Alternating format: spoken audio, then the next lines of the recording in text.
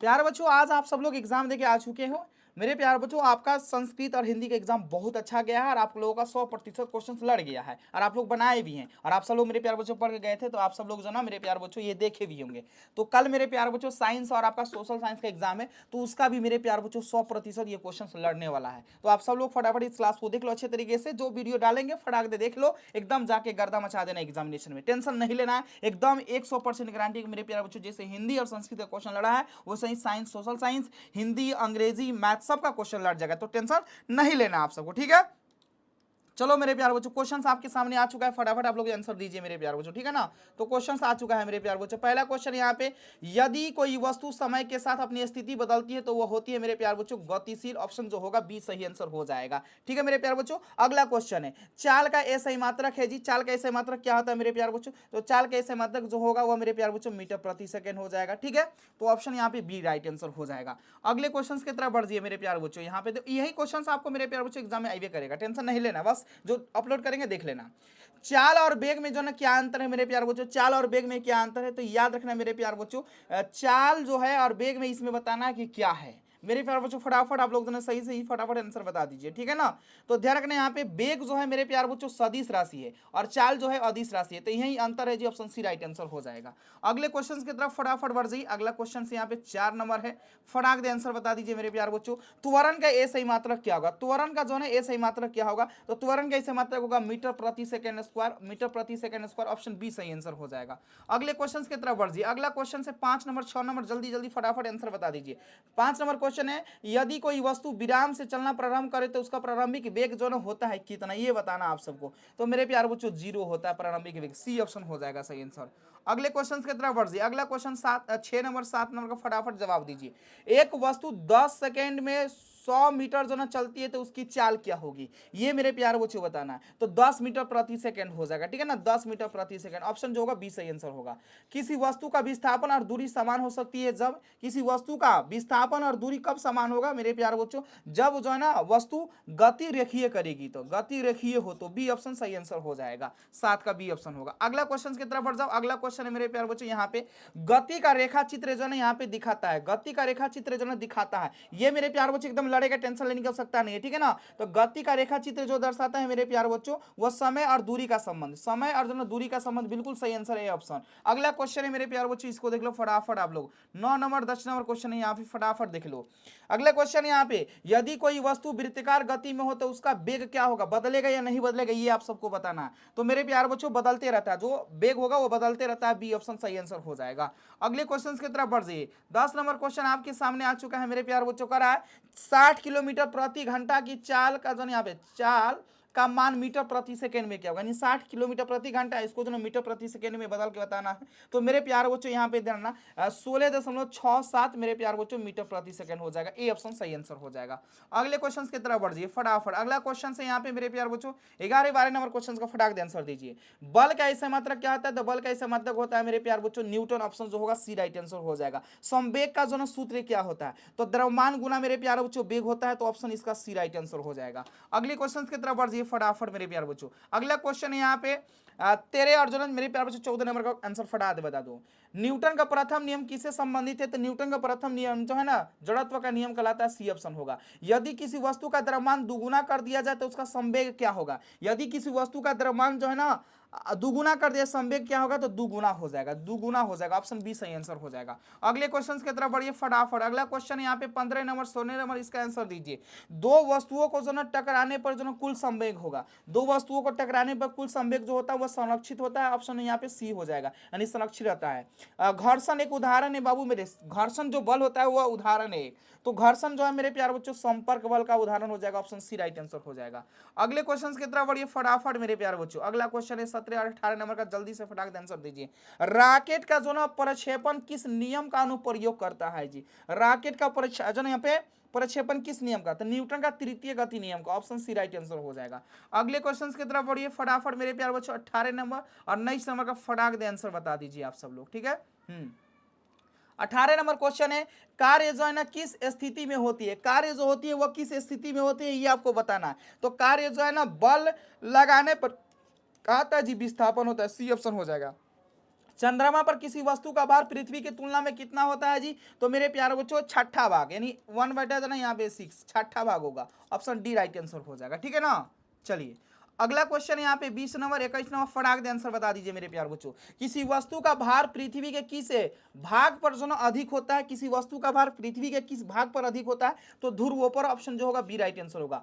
गुरुत्वाकर्षण स्थिरांक capital G बहुत फेमस है मेरे भाई, एकदम ये पेपर में आइबे करता है, नहीं आने का सवाल है, फायदा नहीं है। तो ध्यान रखना यहाँ पे जो कैपिटल जी है ना, बड़ा जी का मान होता है 6.67 गुना 10 के पावर -11 न्यूटन मीटर स्क्वायर प्रति किलोग्राम यहाँ पे। और स्मॉल जी ना गुरुत्वीय त्वरण बोलते हैं यहाँ पे, तो इसका मान होता है 9.8 मीटर प्रति सेकंड स्क्वायर। बाकी यहाँ पे हो जाएगा बड़ा जी का मान 6.67 गुना 10 के पावर -11 न्यूटन मीटर स्क्वायर प्रति केजी स्क्वायर। ऑप्शन जो होगा इसका बी सही आंसर होगा, 21 का बी सही आंसर है।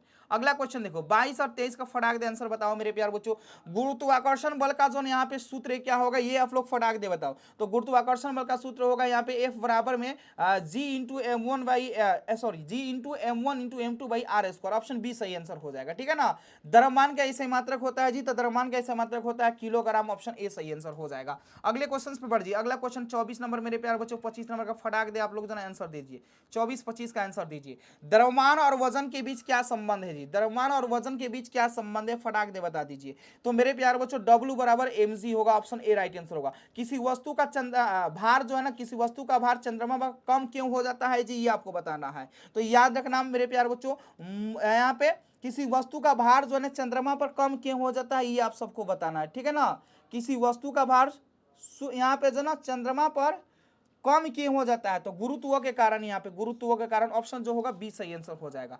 अगला क्वेश्चन है मेरे प्यारे बच्चों 26 नंबर, यहाँ पे देख लीजिए। कह रहा है यहाँ पे कि मुक्त पतन में वस्तु का त्वरण कितना होता है? मुक्त पतन में वस्तु का जो त्वरण होता है वो 9.8 मीटर प्रति सेकंड स्क्वायर होता है। बी ऑप्शन सही आंसर होगा 26 का। अगले क्वेश्चन की तरफ बढ़िए। 27-28 का क्वेश्चन यहाँ पे आंसर फटा दो फटाफट आप लोग। कह रहा है किसी वस्तु का भार शून्य होता है जब वह, तो किसी वस्तु का भार जो है ना बाबू मेरे शून्य तभी होगा जब जो है वो मुक्त पतन में हो। मुक्त पतन में हो, ऑप्शन जो है ना डी हो जाएगा। यदि दो वस्तुओं के बीच की दूरी दुगुनी कर दी जाए तो गुरुत्व बल कितना गुना बढ़ जाएगा, ये बता दो। 28 नंबर का सही आंसर क्या होगा? यदि दो वस्तुओं के बीच की दूरी दुगुनी कर दिया जाए तो गुरुत्व बल कितना गुना बढ़ जाएगा? 28 का करेक्ट आंसर क्या होगा, जल्दी से आंसर बता दीजिए। तो 1/4 हो जाएगा, सी ऑप्शन हो जाएगा, ठीक है। अगला क्वेश्चन का जवाब दीजिए। 29 नंबर मेरे प्यार बच्चों फटाफट यहाँ पे बताओ। 29-30 का आंसर दीजिए आप सब लोग, ठीक है। 29 और 30 का आंसर दीजिए। ये देखो पदार्थ का सबसे मौलिक कण कौन है जी, ये आप लोग बताओ। तो पदार्थ का सबसे मौलिक जो गुण होगा, मौलिक का देखो पदार्थ के जो मौलिक कण होते हैं वो तो मेरे प्यार बच्चों यहाँ पे परमाणु के मौलिक और एक्चुअल में सॉरी परमाणु के मौलिक और इलेक्ट्रॉन प्रोटॉन न्यूट्रॉन होता है, लेकिन पदार्थ का सबसे मौलिक जो गुण होगा इसमें कौन होगा, ये आपको बताना है। तो द्रव्यमान हो जाएगा, ठीक है ना। द्रव्यमान ऑप्शन जो होगा सी राइट आंसर होगा। पदार्थ का पूछा है, न कि तत्व का। अगला क्वेश्चन है मेरे प्यारे बच्चों, निम्नलिखित में कौन सी अवस्था में अणु सबसे अधिक जो गतिशील होते हैं? तो मेरे प्यारे बच्चों प्लाज्मा अवस्था में। ऑप्शन डी राइट आंसर हो जाएगा। अगला क्वेश्चन है जी यहाँ पे 31 नंबर आप सबका, देख लो फटाफट बताओ। गैसों का गुणधर्म का जो ना गुणधर्म क्या होता है? गैसों का गुणधर्म जो होता है मेरे प्यारे बच्चों वो रखने यहाँ पे संप्रियता। ऑप्शन जो होगा बी सही आंसर हो जाएगा। अगला क्वेश्चन से मेरे भाई यहाँ पे 32 नंबर 33 नंबर का आंसर दीजिए। ठोस पदार्थ की विशेषता क्या होती है? ठोस पदार्थ की विशेषता मेरे प्यारे बच्चों उसका आकार जो होता है वो निश्चित होता है। उसका आकार जो होता है निश्चित होता है। ऑप्शन बी सही आंसर हो जाएगा। जब कोई ठोस द्रव में बदलता है तो यह क्रिया क्या कहलाती है? जब कोई ठोस द्रव में बदलता है तो वह क्या कहलाता है मेरे प्यारे बच्चों? जब कोई जो ना ठोस द्रव में बदलता है तो वह क्या कहलाता है? संघनन या मेरे प्यारे बच्चों वाष्पीकरण। तो यहाँ पे वाष्पीकरण और जो है मेरे प्यारे बच्चों संघनन दोनों में जो है ना आपको बताना, पिघलना तो नहीं है कहलाएगा। तो देखो भाप बन के जो ऊपर उठ जाएगा तो उसको क्या बोलते हैं? उसको बोलते हैं बाबू मेरे वाष्पीकरण, ठीक है ना। इस संघनन ही लगाओ, इसका बी ऑप्शन लगा लो, ठीक है। 33 का बी लगाओ, ठीक है। चलो अगला क्वेश्चन यहाँ पे 34 नंबर 35 नंबर, इसका आंसर आप लोग दीजिए फटाफट, ठीक है। 34-35 नंबर क्वेश्चन का आंसर दीजिए। 34 नंबर क्वेश्चन है किस क्रिया में तरल गैसों में परिवर्तित होता है? फटाफट बताइए। तो 34 नंबर का मेरे प्यार बच्चों सही आंसर क्या होगा? 34 का फटाक दे बताओ। 30 का वाष्पीकरण हो जाएगा। किस प्रक्रिया में तरल जो गैसों में परिवर्तित होते हैं? देखो नहीं बोले थे कि गैस में परिवर्तित होगा तो वाष्पीकरण, ठीक है। सही आंसर आपका पहले वाला था, ठीक है ना। चलिए अगला क्वेश्चन यहाँ पे 35 नंबर मेरे प्यारे बच्चों, 36 नंबर इसका आंसर दीजिए आप सब लोग फटाफट। किस अवस्था में कौन सबसे कम गतिशील होते हैं जी? किस अवस्था में कौन जो है सबसे कम गतिशील होते हैं? तो ठोस अवस्था में। बर्फ का गलनांक कितना डिग्री होता है जी मेरे प्यारे बच्चों? तो 0 डिग्री सेल्सियस। ऑप्शन जो होगा यहाँ पे मेरे प्यारे बच्चों अपना बर्फ का गलनांक कितना डिग्री सेल्सियस, ठीक है जी। तो अपना यहाँ पे जो होगा 0 डिग्री सेल्सियस, डी ऑप्शन हो जाएगा। अगला क्वेश्चन यहाँ पे 37 38, फटाफट इसका आंसर दीजिए आप सब लोग। क्वेश्चन है निम्नलिखित में कौन जो ना संगणन का जो ना विपरीत है, संगणन का विपरीत यहाँ पे प्रक्रिया कौन सा ये आपको बताना है। तो मेरे प्यारे बच्चों ये ध्यान ना, संगणन के जो विपरीत प्रक्रिया होगा आपका, हाँ, वाष्पीकरण होगा, ठीक है ना, वाष्पीकरण। यहाँ पे सी ऑप्शन सही आंसर हो जाएगा। चलो अगला क्वेश्चन यहाँ पे 38 39, इसका फटाफट आंसर दीजिए। उष्मा का ऐसे मात्रक क्या होगा जी, उष्मा का ऐसे मात्रक क्या है, उष्मा का ऐसे मात्रक क्या होगा, तो उष्मा का ऐसे मात्रक जूल होगा।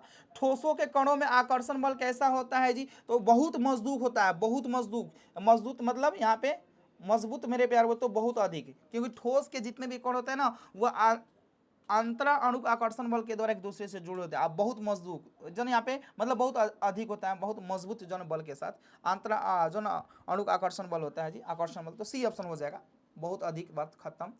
अगला देख लो 40 41 नंबर का आंसर फटाफट आप लोग बता दीजिए। अगला क्वेश्चन यहाँ पे कौन जन उद्रपात जन यहाँ पे पदार्थ है मेरे प्यार बच्चों, उद्रपात यहाँ पे जन उद्रपातन हुआ प्रक्रिया है जिसमें कोई भी ठोस पदार्थ को जो ना गर्म किया जाता है ना तो द्रव में नहीं बदलेगा, वो गैस बन जाएगा। और गैस को जो ना ठंडा करिएगा ना तो द्रव नहीं बन वो जो ना वो ठोस बन जाएगा, उसी को उद्रपातन हम लोग बोलते हैं, ठीक है। बताओ यहाँ पे फटाफट 40 का सही आंसर होगा मेरे प्यार बच्चों, कर्पूर हो जाएगा यहाँ पे, ठीक है ना। चलो वाष्पन की क्रिया से होती है एकदम ठंडक मेरे प्यार बच्चों जो ना महसूस होती है, ठंडक महसूस होती है, वाष्पन जो ना यहाँ पे, हाँ, ठंडक महसूस होती है। अगला क्वेश्चन आपका यहाँ पे 42 नंबर, फटाफट इसका आंसर बता दीजिए आप सब लोग। शुद्ध पदार्थ क्या होता है जी, तो शुद्ध पदार्थ जो होता है ना वो एक ही प्रकार के जो ना कण के बना होता है, एक ही प्रकार के कण, ऑप्शन जो होगा ए सही आंसर हो जाएगा। अगला क्वेश्चन है यहाँ पे 43 नंबर, इसका आंसर बता दीजिए आप सब लोग। तो 43 नंबर क्वेश्चन, मिश्रण क्या होता है, मिश्रण मेरे प्यारे बच्चों जो ना ध्यान रखना है, ये मिश्रण होता है मेरे प्यारे बच्चों, बताना है यहाँ पे। तो ये जो ना दो या दो से अधिक मेरे प्यारे बच्चों ध्यान रखना, अधिक पदार्थों का भौतिक मिश्रण होता है। यहाँ पे कहेगा सर डी ऑप्शन नहीं है, तो डी ऑप्शन में रहेगा मेरे प्यारे बच्चों दो या दो से अधिक अधिक पदार्थों का पदार्थों का पदार्थों का भौतिक मिश्रण, ठीक है। तो इसको क्या रखेंगे आप लोग, ध्यान रखना, बस बात खत्म। तो यहाँ पे डी ऑप्शन देख लेना, आपका एग्जाम में आएगा तो वहीं आपका मतलब कि रहेगा क्वेश्चंस में, ध्यान रखना, ठीक है। चलो अगला क्वेश्चन यहाँ पे 44 नंबर 45 नंबर, इसका आंसर आप लोग फटाफट बता दो, ठीक है ना जी। समांगी मिश्रण का जो एक उदाहरण है, इसमें समांगी मिश्रण कौन है जी, ये आप सबको बताना है। तो भाई मेरे यहाँ पे तेल और पानी, चाय मेरे प्यारे बच्चों, ये समांगी हो जाएगा, बी ऑप्शन सही आंसर होगा। अगला क्वेश्चन है 45 46, इसका आंसर फटाफट बता दीजिए आप सब लोग। मिश्रण के घटकों को जो ना घटकों में अलग करने की प्रक्रिया होती है, तो मेरे प्यारे बच्चों पृथक्करण विधि, ऑप्शन जो होगा सी राइट आंसर होगा। निम्नलिखित में कौन शुद्ध पदार्थ है, इसमें शुद्ध पदार्थ को जो ना आपको मेरे प्यारे बच्चों पहचानना है। तो सोडियम क्लोराइड जो होगा, जिसको आप लोग क्या बोलते हो, NaCl नमक, ये शुद्ध होगा, ऑप्शन सी राइट आंसर हो जाएगा। अगले क्वेश्चन की तरफ बढ़िए। अगला क्वेश्चन यहाँ पे 47 नंबर, इसका आंसर फटाक दे दीजिए। तो वाष्पीकरण का प्रयोग जो है किस लिए किया जाता है, तो वाष्पीकरण का प्रयोग जो है मेरे प्यारे बच्चों किया जाता है ठोस अलग करने के लिए, ठोस अलग करने के लिए, ए ऑप्शन सही आंसर हो जाएगा। अगले क्वेश्चन की तरफ बढ़िए। अगला क्वेश्चन यहाँ पे 48 नंबर मेरे प्यारे बच्चों, पृथक्करण की कौन सी विधि रंगीन द्रवों के लिए उपयुक्त है, पृथक्करण की कौन सी विधि जो है ना आपका रंगीन द्रवों के लिए उपयुक्त है, फटाफट 48 का सही आंसर क्या होगा, तो यहाँ पे कैमोटोग्राफी, ऑप्शन जो होगा सी राइट आंसर हो जाएगा। अगला क्वेश्चन है मेरे प्यारे बच्चों 49 नंबर 50 नंबर, इसका आंसर बताइए आप सब लोग। निस जो ना यहाँ पे निस या नंदन जो है ना किस प्रकार के मिश्रण के लिए उपयुक्त है जी, ये बता दो। तो ठोस और द्रव के लिए, ठोस द्रव, ऑप्शन बी सही आंसर होगा। कोलाइट के कणों का आकार कितना होता है जी, तो 1 से लेके जो है 1000 नैनोमीटर, 1 से लेके 1000 नैनोमीटर, ऑप्शन जो होगा बी सही आंसर हो जाएगा। अगले क्वेश्चन की तरफ बढ़िए आप सब लोग। अगला क्वेश्चन है यहाँ पे 51 52 नंबर का आंसर फटाफट बता दीजिए मेरे प्यारे बच्चों। कोलाइड किस प्रकार का मिश्रण होता है जी, कोलाइड मेरे प्यारे बच्चों बिस्मांगी मिश्रण होता है, सी ऑप्शन सही आंसर हो जाएगा। अगला क्वेश्चन है यहाँ पे मेरे प्यारे बच्चों 52 नंबर, इसका जल्दी से आंसर बता दीजिए। टिंडल प्रभाव किसमें जो ना दिखाता है जी, तो टिंडल प्रभाव मेरे प्यारे बच्चों बताना कि किसमें जो ना दिखता है, ये बता दो आप सब लोग। तो कोलाइड में दिखता है जी, ठीक है ना। ऑप्शन जो होगा ए राइट आंसर हो जाएगा। अगला क्वेश्चन है मेरे प्यारे बच्चों यहाँ पे 53-54 नंबर का, फटाक दे आंसर बता दीजिए। बिलियन क्या है मेरे प्यारे बच्चों, बिलियन क्या है ये बताओ, ठीक है ना जी। बिलियन क्या है, तो बिलियन समांगी मिश्रण है, ऑप्शन ए हो जाएगा। किस उपकरण के प्रयोग से टिन्नल प्रभाव को जो है देखा जा सकता है, फटाफट बता दीजिए, ठीक है ना। तो लेजर जो ना बीम से, लेजर बीम, ऑप्शन जो है बी राइट आंसर हो जाएगा। अगले क्वेश्चन की तरफ बढ़िए। अगला क्वेश्चन है यहाँ पे 55-56 का आंसर बताइए। जीवन की मौलिक इकाई क्या है मेरे प्यारे बच्चों, कोशिका। कोशिका खोज किसने किया था सबसे पहले, 1665 ईस्वी में रॉबर्ट हुक ने किया था, और वो मृत कोशिका का ये भी ध्यान रखना, ठीक है ना। चलिए तो कोशिका हो जाएगा। कोशिका की खोज किसने की थी, तो रॉबर्ट हुक ने किया था मेरे प्यारे बच्चों 1665 में, ठीक है। अगले क्वेश्चन की तरफ बढ़ जाइए। अगला क्वेश्चन है मेरे प्यारे बच्चों 57 नंबर, इसका बताओ। ये कह रहा है मेरे प्यारे बच्चों, कोशिका सिद्धांत जो है किसने प्रस्तावित किया था, कोशिका का सिद्धांत जो है किसने प्रस्तावित किया था ये बता दीजिए।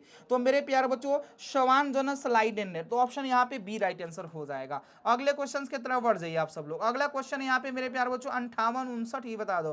कोशिका झिल्ली क्या कार्य क्या है जी, कोशिका झिल्ली को हम लोग अर्धपारगम्य झिल्ली के नाम से जानते हैं, और इसका कार्य होता है मेरे प्यारे बच्चों क्या, तो ये मेरे प्यारे बच्चों ध्यान देना यहाँ पे परिवहन तंत्र का मेरे प्यार बच्चों, ऑप्शन जो होगा सी राइट आंसर होगा। छानने का कार्य करता है जी।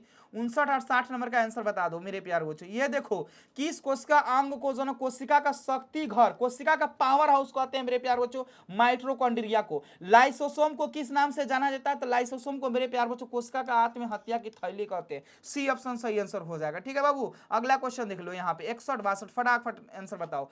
पादप कोशिका में कौन सा अंगक जो ना बड़ा होता है, पादप कोशिका में कौन सा अंगक बड़ा होता है ये बताना है मेरे प्यार बच्चों। तो ध्यान रखना, रसधानी जो होता है बाबू मेरे, वो जो ना बड़ा होता है, रसधानी, ऑप्शन सी राइट आंसर होगा। क्लोरोप्लास्ट का कार्य क्या होता है बाबू मेरे, तो ये प्रकाश संश्लेषण में सहायक होता है, इसी को हम लोग क्लोरोफिल बोलते हैं, ठीक है ना। सॉरी, क्लोरोफिल को क्लोरोप्लास्ट नहीं बोलते हैं ये, सॉरी, यहाँ पे क्लोरोप्लास्ट को हरितलौ के नाम से हम लोग जानते हैं, सॉरी। यहाँ पे ध्यान रखना, क्लोरोप्लास्ट का कार्य जो होगा प्रकाश संश्लेषण, बात खत्म। यहाँ पे सी ऑप्शन सही आंसर होगा। चलो अगला क्वेश्चन है मेरे प्यारे बच्चों, यहाँ पे कोशिका में प्रोटीन संश्लेषण कहाँ पे होता है जी मेरे प्यारे बच्चों बता दो। तो कोशिका में जो ना प्रकार यहाँ पे प्रोटीन का संश्लेषण जो होता है ना वो राइबोसोम में होता है, ऑप्शन सी राइट आंसर होगा। कोशिका का नियंत्रण केंद्र कौन सा है जी, कोशिका का नियंत्रण केंद्र कौन सा हो जाएगा, तो नाभिक हो जाएगा, यहाँ पे सी ऑप्शन हो जाएगा सही। अगला क्वेश्चन का आंसर बता दीजिए फटाफट मेरे प्यारे बच्चों। 65-66 का आंसर बताओ। जंतु उत्तक का जो अध्ययन क्या कहलाता है, जंतु उत्तक के बारे में अध्ययन करना वो हिस्टोलॉजी कहलाता है मेरे प्यारे बच्चों, हिस्टोलॉजी, ऑप्शन जो होगा बी सही आंसर हो जाएगा। जाइलम किस कार्य के लिए उत्तरदायी है, तो जाइलम जो है जल का परिवहन करता है, ऑप्शन बी हो जाएगा। फोलाइम पूछता तो भोजन के लिए, बाकी बी ऑप्शन सही आंसर होगा 66 का, जाइलम जल का परिवहन करता है। अगला क्वेश्चन है मेरे प्यारे बच्चों 67 और 68 का आंसर बताइए आप सब लोग, ठीक है। थोड़ा सा और ऊपर करते हैं कि क्वेश्चन आपको देखे। चलो हाँ जी बताओ मेरे प्यार बच्चों 67-68 का सही आंसर क्या हो जाएगा, जल्दी से बताइए मेरे प्यार बच्चों। तो कह रहा है यहाँ पे दृढ़ता प्रदान करने वाले ऊतक कौन है जी मेरे प्यार बच्चों, फटाफट बता दीजिए। तो एस मेरे प्यारे बच्चों यहाँ पे ध्यान रखना, एस जो ना एस्केले, एस्केले जो है ना रेनकाइमा है जी, ऑप्शन जो होगा यहाँ पे सी हो जाएगा। एस्केले रेनकाइमा, ऑप्शन सी हो जाएगा। एस्केले जो ना यहाँ पे जो ना एस्केले रेनकाइमा का उत्तक जो कोशिकाएं होती है वो क्या होती है ये बताना था, मृत होती है, मरी मरी। मेरे प्यारे बच्चों आप सब लोग जो इस क्वेश्चन को एकदम मेरे प्यारे बच्चों एकदम घोर के पी जाओ, एकदम याद करके जाना, ये लड़ेगा ही लड़ेगा, टेंशन नहीं कर सकते नहीं। जो वीडियो डालेंगे आराम से देख लो, जो भी सब्जेक्ट का है एग्जाम कल पेपर में मेरे प्यारे बच्चों एकदम फंसेगा, टेंशन नहीं कर सकते नहीं, ठीक है। ओके मिलते हैं फिर अगले क्लास में आपका तो ना सोशल साइंस वाला में, बाय बाय। और आप सब लोग चैनल को जो है सब्सक्राइब करके रखो, चैनल को सब्सक्राइब करके रखने से फायदा ये हो वीडियो आपको सबसे पहले मिल जाएगा, ठीक है ना। चलो ठीक है, ओके बाय बाय।